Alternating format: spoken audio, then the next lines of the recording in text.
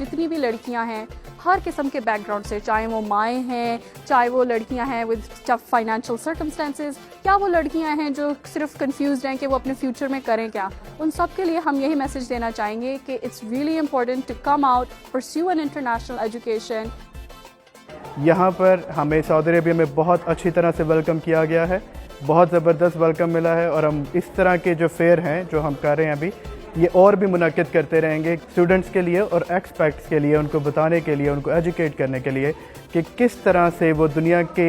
बाकी ममालिक including UK में किस तरह से जा कर के अपनी आला तालीम हासिल कर सकते हैं और अपने फ्यूचर को बेहतर बना सकते हैं।